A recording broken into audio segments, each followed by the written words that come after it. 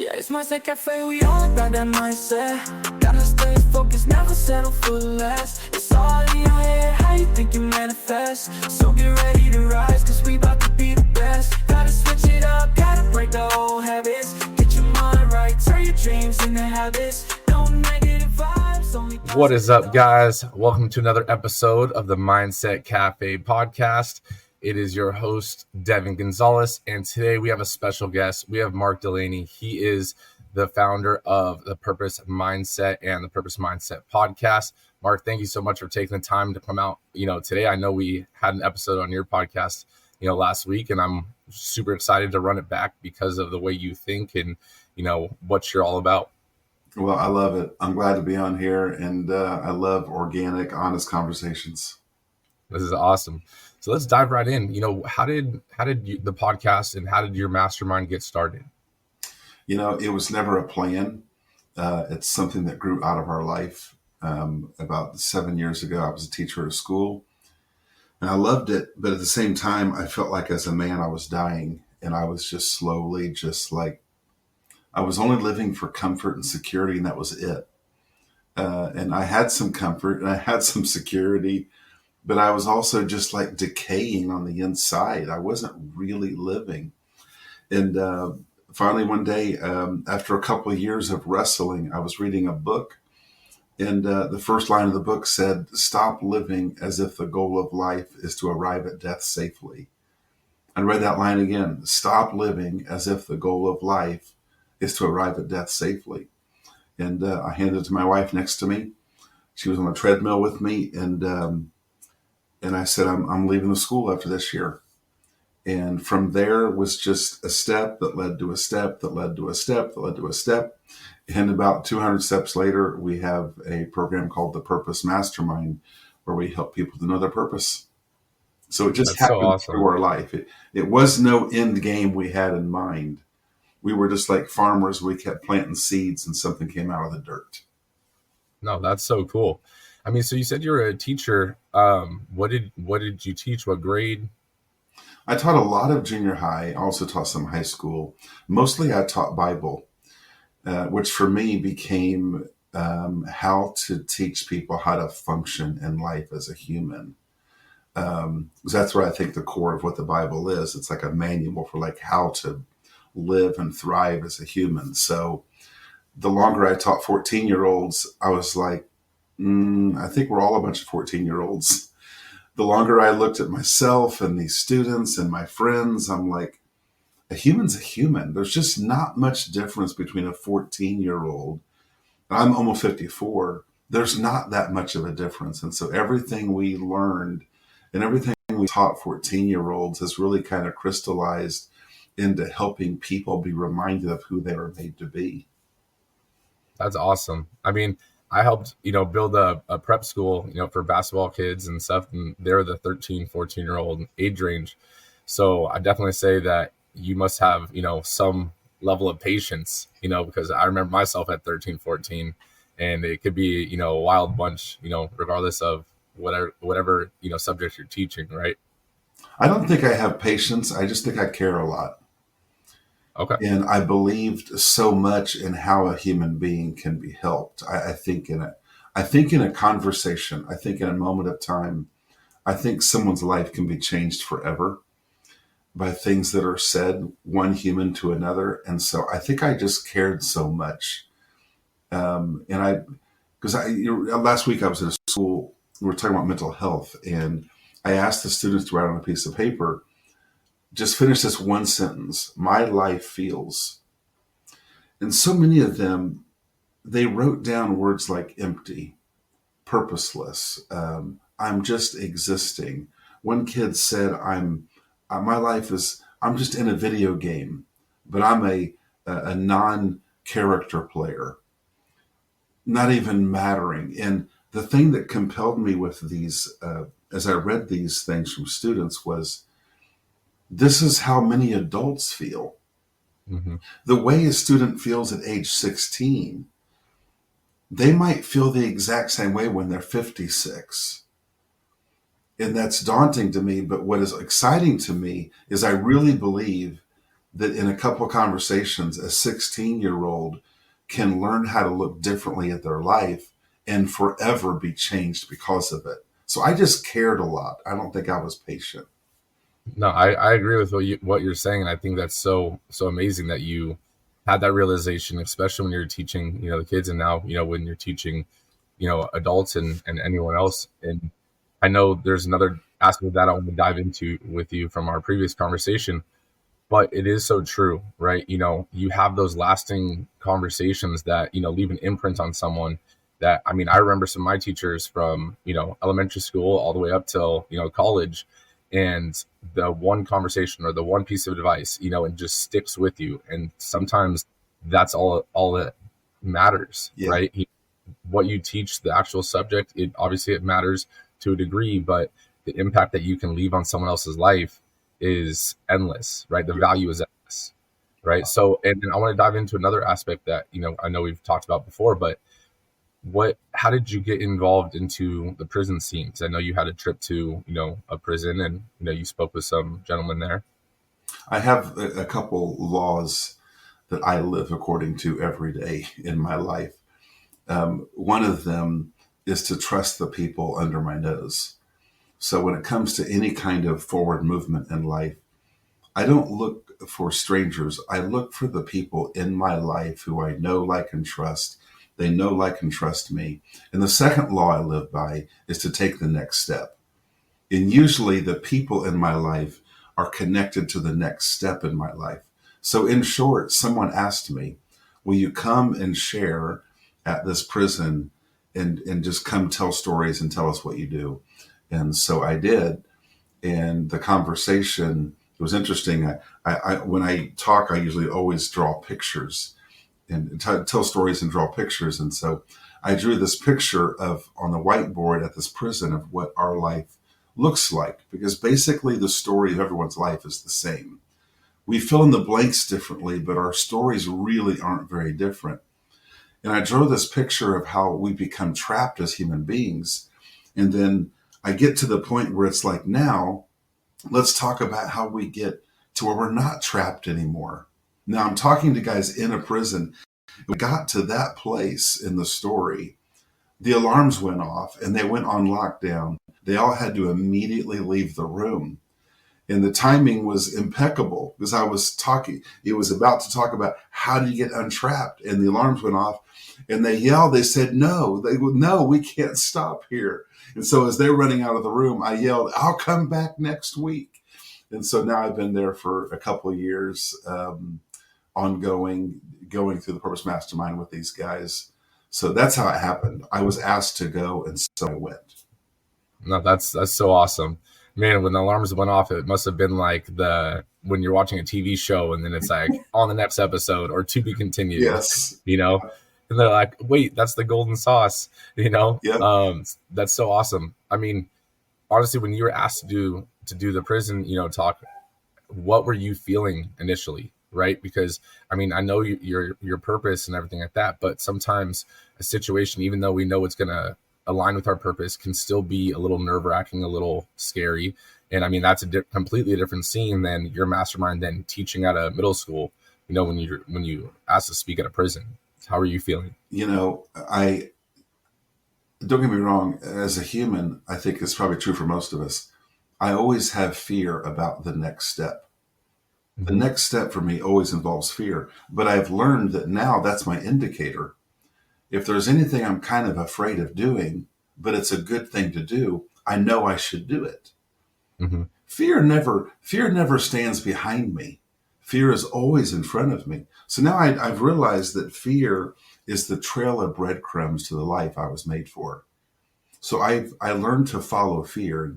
Now, sometimes I follow very slowly.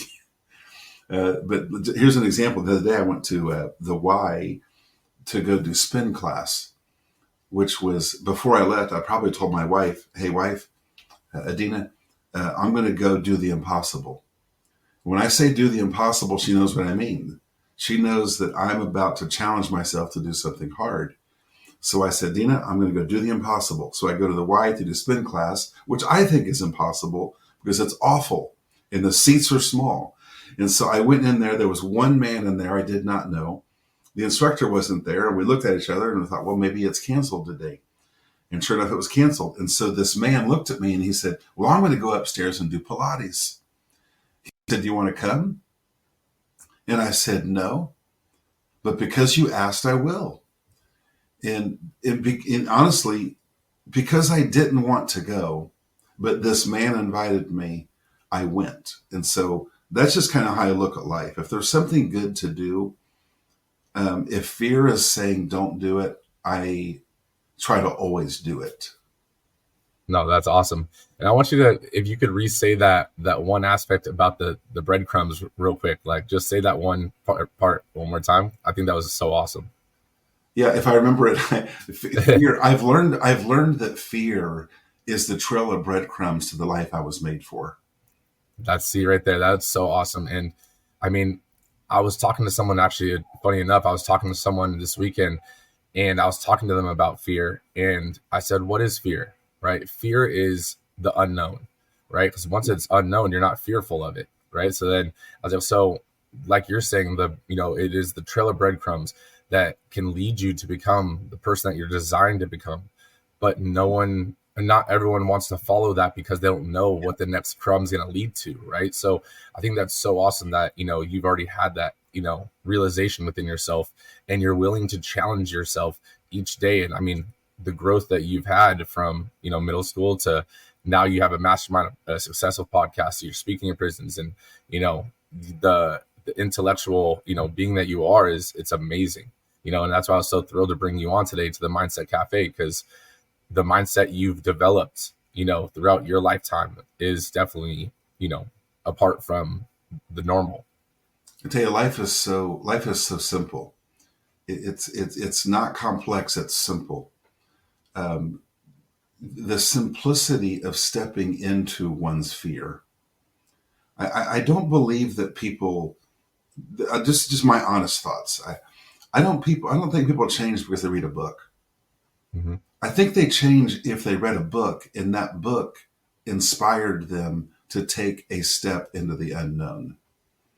I think the goal of this, people are not going to be changed by this conversation. If they listen to you and I talking, they are not going to be changed unless something we say inspires them to take a step into the unknown. That is the goal. I have a daughter and I texted her recently. I said, are you reading any books these days? And she said, no. She said, I don't want to be book dumb. And I said, what do you mean? She said, I'm not going to read the next book until I have lived out what I learned in the last book. Because we can give ourselves a lot of credit as people for studying stuff at the expense of doing something with our own feet and our own hands and our own voice. Yes.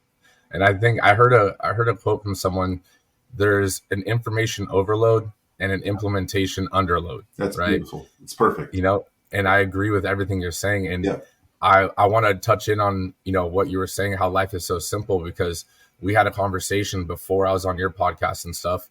And you had told me, that you don't really do guests. And I was like, look, that's completely fine. Like, I still want to have you on mine. And then you asked me, what is your purpose?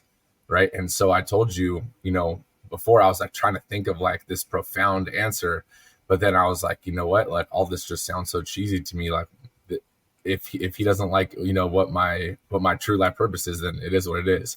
And then I told you, it's just to have a positive impact. And then your response to that was, it honestly like stunted me for like the rest of the day. I was like, man, when you said it, someone that can think like that simplistically, like that's what it's all about. Yeah. And then you gave me the analogy, like if you could instill that in your daughter, that she just wants to do something to have a positive impact, like how would you feel if she told you that at 2, 5, as young as she is? And then it's like, wow, it is like I would be so proud. Yeah, we are in information overload.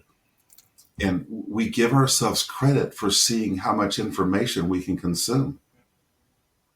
And it doesn't help. Like it's a bunch of brownie points we give ourselves. We need to be people of action. And we should read because we need information for our action. But if we do not take action, we will suffer all of the consequences of inaction, which it constipates our life.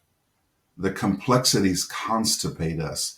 The simplicity sets us free to go do and to live. And the results are wildly different. No, I agree 100%. And I know your mastermind and your podcast for your mastermind and stuff, it's all about purpose, finding your purpose, right? And so how do you describe to someone like, or how do you help them start to find their purpose? Because then I'll tell you my way I've talked to people finding their why, or their why is their purpose in my words. Yeah, in the mastermind we have 8 meetings. The first 3 meetings are all about removing the confusing mindsets that we have about purpose. Because we have these mindsets that we have had for maybe 20 years, 30 years, 40 years. And the reason we can't find our purpose is because we've been looking in the wrong direction. We've been thinking about it the wrong way. And so the first 3 conversations, we talk about these 3 confusing mindsets and what we can think instead. And then we give people, later on in the mastermind, we give people this simple template of how to think and look at your purpose. And we give them an assignment of this one sentence they are to write. Because really purpose is very simple, and it must be simple. As soon as it becomes complex, it will never be known. It will never be known. But if it's simple, it can be powerful, and the person can begin to live their life differently. No, I think that's so awesome. And so when you were so you've always had this like teacher, mentor, like leadership, part of you, because I mean, look at your life so far. It's some people are naturally gifted with that, ability to communicate with others, not to inspire others, but to communicate to others, right? Because inspiration is very surface level, in my opinion. It's all about communication, right? And so when you were communicating with, the 13, 14-year-olds, what made you want to switch and, basically start the mastermind? When was that transition when you were like, I want to focus on helping people find their purpose? It was never a plan. All I know is, Devin, I was descending as a man. Okay. I just felt it. Inside of me was a 1-inch lion in the corner of my heart with a blanket over it. But it was never needed. Because there was nothing in my life that required or would cause a roar. Because I was living small. There was something so much bigger inside of me that wanted to live, but I wasn't letting it live. For 2 years before I left teaching, I was just wrestling with just my life and just feeling like there was so much more and something I had to give, but I was just playing it safe, and I was just looking for the next meal, just looking for comfort. And I think it was the last year of teaching, I went to the zoo on a field trip, and I was a chaperone, and I came across this enclosure that was about the size of a large living room with a tall ceiling, and there was a tree in the middle of it that spread out and filled most of the space. I didn't see anything, so I did what I hate to do, which is read. And I read the placard. And it said there was some kind of eagle in this exhibit. And I was like, an eagle? Like, there's no room. Like, there's no room in this enclosure to fly. And sure enough, up on the branch, I see this eagle. And I feel like I wrestled in a conversation with this eagle for a long, long, long time.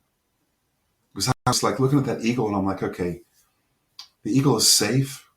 It's comfortable. No one's allowed to harm it. And they come and bring it food. And I'm like, that's my life. That eagle's living my life. But the eagle has this massive problem. In my mind, it's like, I wanted to ask the eagle, what is it like to never need to use those massive wings hanging from your shoulders. Because that was me. I had these wings. I had something in me. But I had positioned my life that I never would need to use my wings. All I know is I can't tell you there was a plan in place. I just knew that what was inside of me had to get out of the cage of the life I had created. And when I got out of the cage, I stopped living like I was an exhibit at the zoo. And instead, in the wild, like it set me free to look at life and just see who was I made to be and how can I be that person today? Who was I made to be? How can I be that person today? And the more that I just thought with that simplicity of thinking, I saw things to do. I saw how I could help. And then I just did it. When I was in that zoo, inside that exhibit, all I thought about was, do I look good enough today? Because someone might look by. They might come by and see me.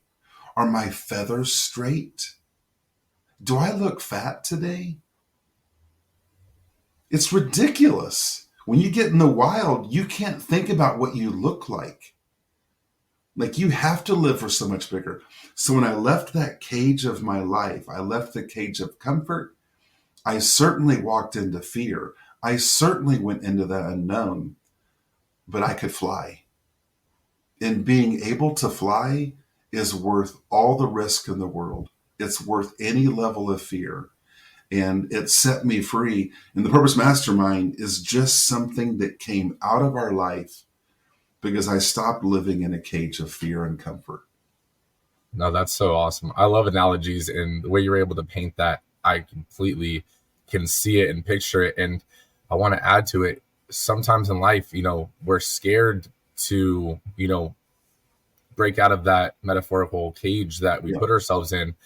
And, going back to the eagle, like maybe the eagle doesn't even know it has those wings because, let's say if it was born and raised in captivity, then again, it's never had to use them. So it doesn't know its potential.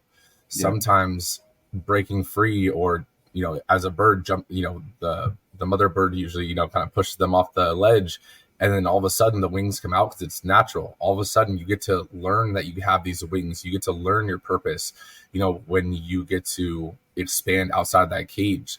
But the hardest part is that fear of going into the unknown. So I love that analogy. And I think that's so awesome that you were able to spread your wings and really, fly and flourish, once you, set yourself free. It is very hard to find your calling when you're living in a cage. Mm-hmm. Because our thinking is caged. Right now in my living room, I have a cage. I really do. Because I have a cage I bought recently. And when I go speak at men's events, I set up this cage and I teach from inside of this cage to portray the lives that we get stuck in. Inside of that cage, we can read lots of books. We can study a lot of things. We can do every personality profile out there in hopes of learning something. Inside of that cage, most of the information is useless.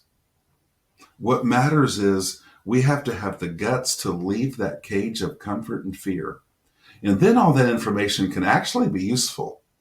But as long as I'm in the cage, I have stifled my life. I've constipated it.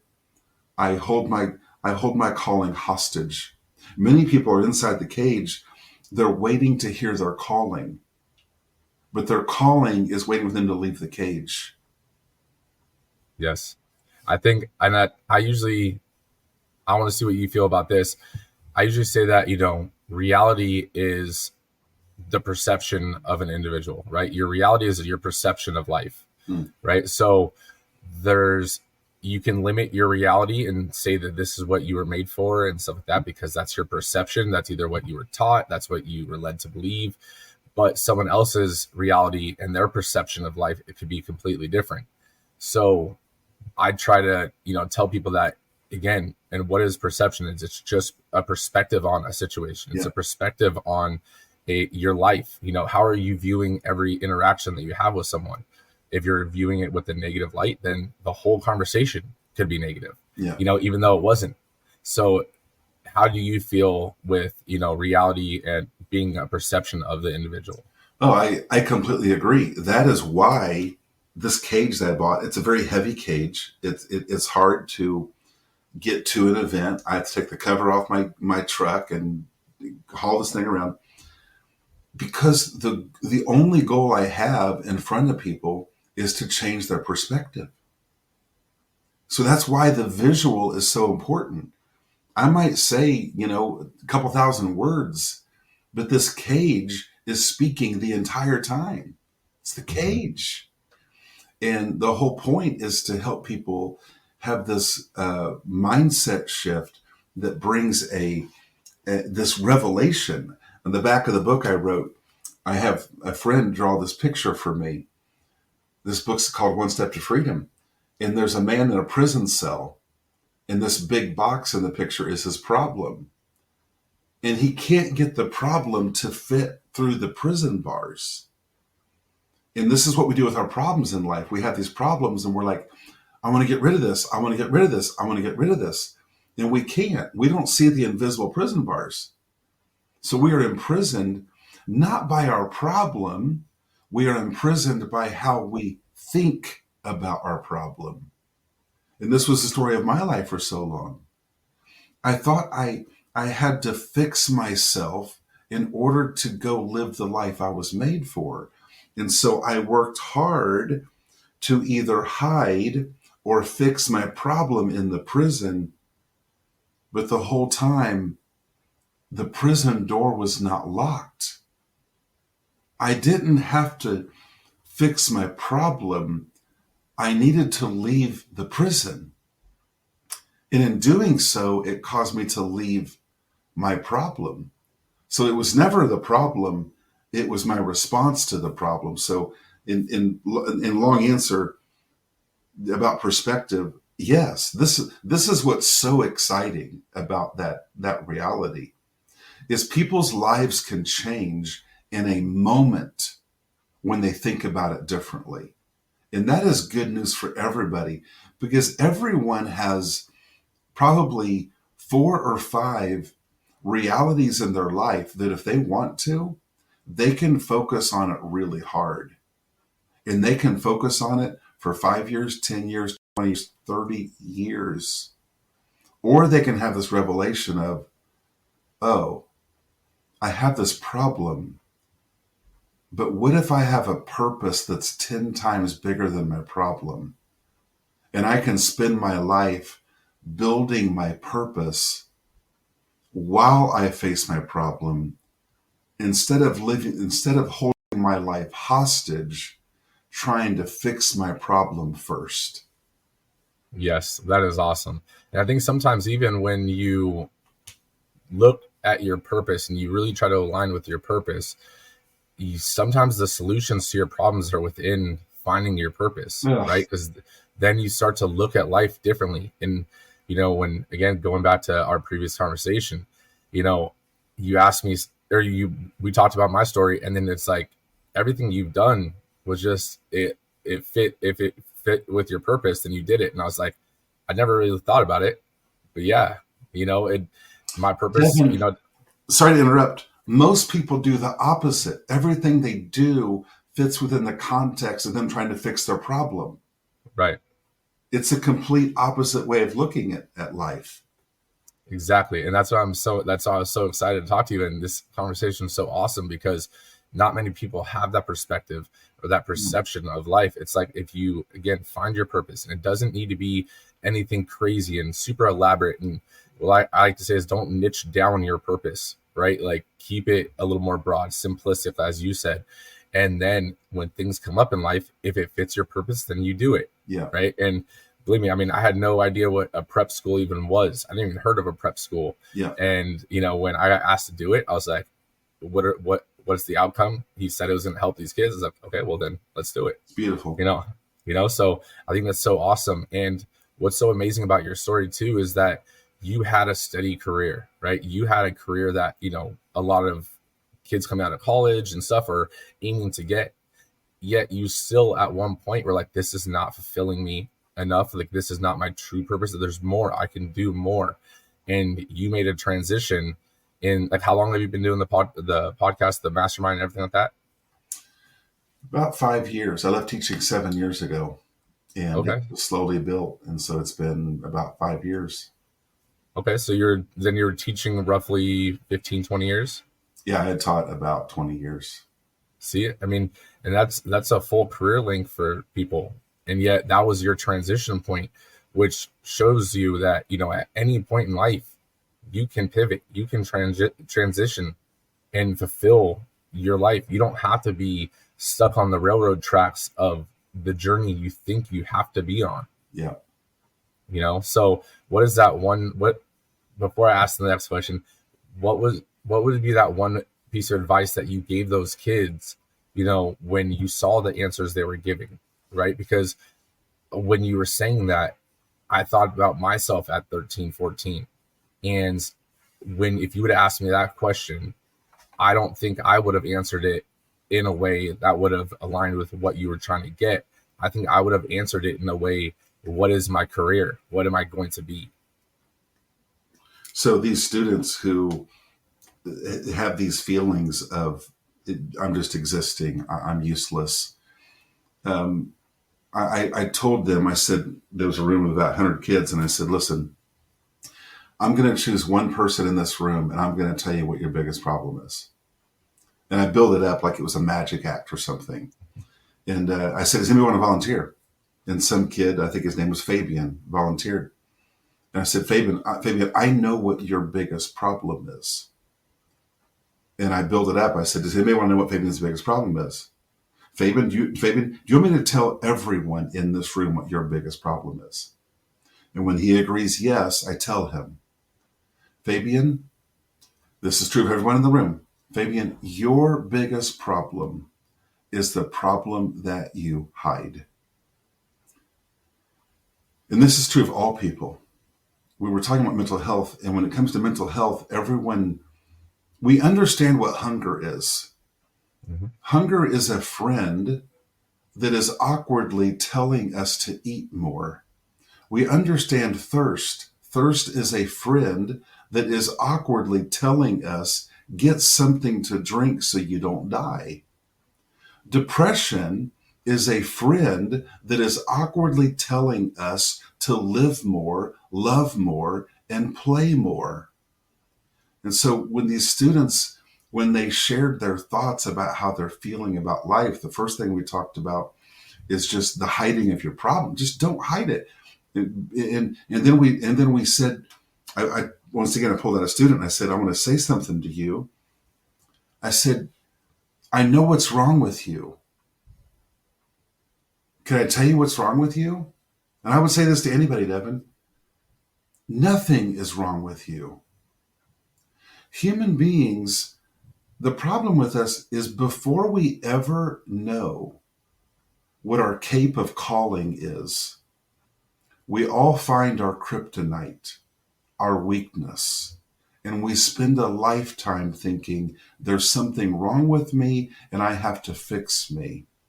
But if people know their purpose, if they know the calling they have, instead they can spend their life pursuing who they are made to be, instead of spending their life thinking, I need to fix me. Yes.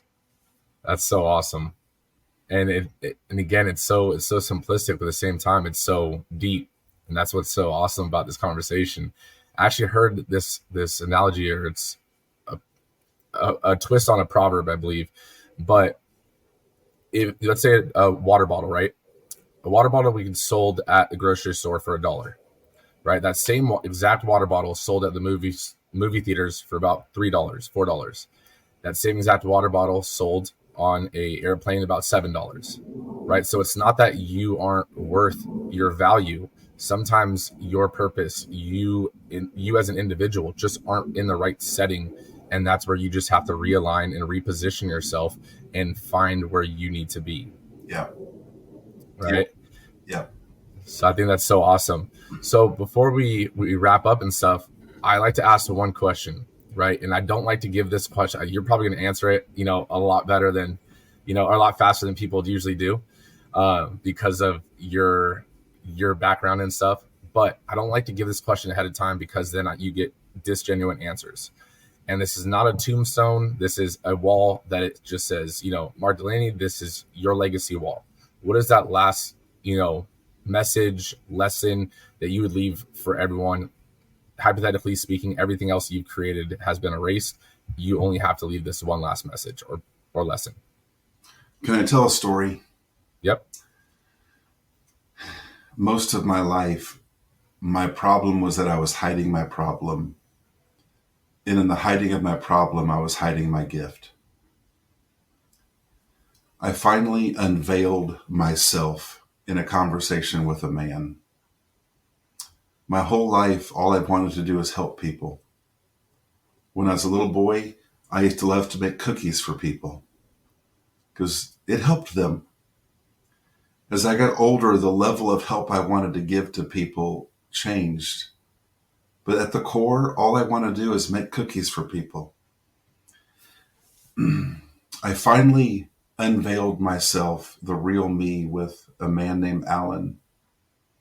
For the first time, I uncovered my problem, which for me was weight and food. And I know that some people look at that and think it's not that big of a deal. Can I tell you something, Devin? Yep. Being locked in a prison is being locked in a prison. It doesn't matter what you got there. The level of suck is the same. There's no brownie points given for having a different kind of problem. Like if you're living your life in a prison, you're living your life in a prison. Yep. And I felt like most of my life, I was a good man, but I was teaching people through the bars of my life. They were visiting at my visiting hours at my prison. When Alan was talking to me, I remember just saying, Alan, I feel like I'm going to die a young man. And my funeral is going to be a bunch of people looking at me in this casket, thinking, Mark was a good guy. If he could have stopped eating biscuits, he could still be alive doing something. And I said, Alan, I feel like I'm going to die a young man because of food. And my life will have never shown my own kids what freedom looks like. The rest of my life, I will declare to people that they can be free and live out their purpose. And that's all that matters. It does not matter what you've done. It doesn't matter what's been done to you. It does not matter your past. It does not matter your current problem. You can be free and pursue your purpose. That is my message. And that is the only message I will declare with the rest of my life. That's awesome. Thank you so much, Mark, for coming on today. Where can people connect with you and learn more about the Purpose Mastermind and everything like that? Yeah, my website is markdelaney.com. The podcast is the Purpose Mastermind podcast. And I'm also just going to give a phone number right now. Okay. Because there might be someone listening to this and you feel like you've been living your life inside of a cage and your life is made to make a difference. And you're tired of the cage. And if you need my help, you know how to reach Devin, but if for some reason my story, I'm the guy that you need to get out of your cage, reach out to this number, 918-401-9608. That's awesome. And then if you wanted to send me that over as well, I'll go ahead and put that in the show notes for you guys if you're listening. If you guys are listening, I want you guys to make sure you guys share this with a friend. I know this episode was filled with a lot of knowledge, a lot of wisdom. And please do not hesitate to send this to an individual that you think is not fulfilling their purpose or is holding themselves back right? That's what this show is about. That's what Mark and I are both about. So Mark, thank you so much for taking the time out of your day to hop on today. Thank you. I appreciate it. Negative vibes, only positive thoughts. Cause in the game of life, mindset calls the shots. Got my mind on the prize, I can't be distracted. I stay on my grind, no time to be slack.